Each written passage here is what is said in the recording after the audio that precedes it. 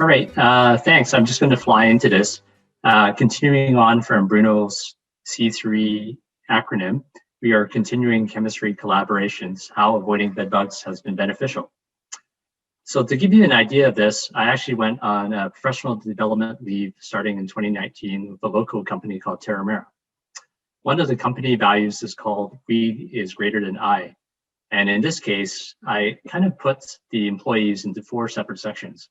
I was working with the chemistry team, which is implemented with working with the biology team. The biology team is working with the engineering team. And then we have everyone else, which unfortunately I just put as subject matter experts. So you can see that there's a lot of areas in here. The company has its headquarters and lab in the lower mainland of Vancouver. There's over 135 employees working at the company currently. So while I was working there, I thought that this was a good opportunity to try to initiate an experiment, which is basically in public outreach.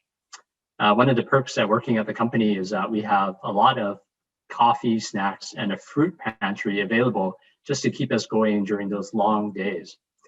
The unfortunate part about this is that you can see many of the snacks, fruit, and coffee comes in flexible plastic packaging.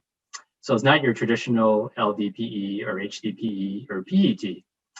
These are all plastics that have either mixtures of 2 different plastics, either through the Ziploc or other types of materials built into it, such as, of course, aluminum. So what I wanted to do was incorporate the public outreach by looking at what was being done in the Recycling Association in BC. They started a new R&D project with Merlin Plastics, where they were collecting these flexible plastics for recycling processes or developing it and looking at other energy alternatives. And this also tied in nicely because I was also working on the UN Sustainability Development Goals with my class. So this ended up being an outreach with the employees of Terramera. So I made it easy for everybody. I taped all these plastic bags onto a paper bag.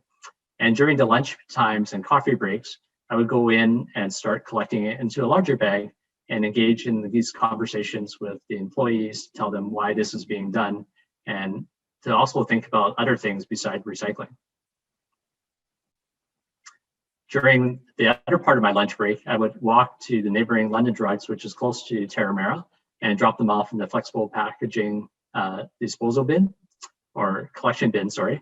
And the other option is if it's really big, I have to take it actually to the return it depot. So for those of you in the BC area, you're quite familiar with some of these locations as well.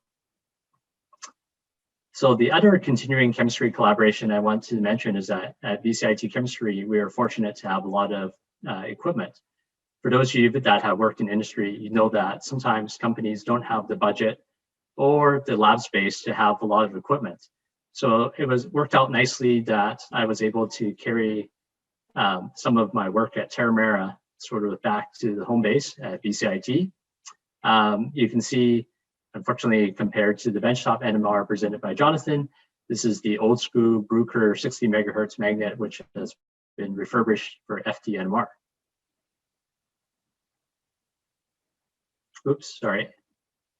So as I mentioned before, Terramera was a local company.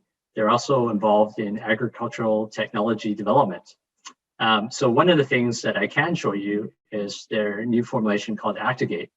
So you can see here that we have grapes, and grapes that are, of course, untreated could potentially run into mildew. And you can see on the picture on the left, it's 90% loss. In the middle, it's treated with the conventional, what they refer to as the chemical ingredients as the active portion. You get the grapes, which are green, but you get 6% loss. And with Terramera's Actigate process and also formulation, you get 2% loss, and you can see that, of course, the grapes are a different color. All right, so if you thought I tried to bait you earlier with the fact about the bed bugs, this is the evidence of it. Terramera's initial product was based on neem oil.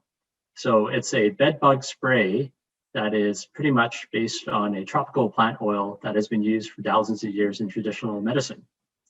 So if you spray the proof, It will definitely get rid of the bed bugs. This has been approved for sale in the States. One of the active compounds in the neem oil is azadirachtin. So as a chemist, I think everyone wants to throw in one molecule in their slides. And to summarize, working at BCIT provided this opportunity for me to also work at Terramera. And kind of a Venn diagram, what I wanted to highlight was that chemistry, teaching and learning, teamwork, and safety is emphasized at both institutes. So the two main continuing chemistry collaborations are someone else at Terramera has continued on with the flexible plastic recycling. I have currently a service contract with Terramera for instrumental analysis. And I'll be shifting back over there. So anyways, just my final slide, I would like to acknowledge this wouldn't have happened without a few people at BCIT and at Terramera. And I know that I am at the end of my 20 seconds. Thanks for your attention.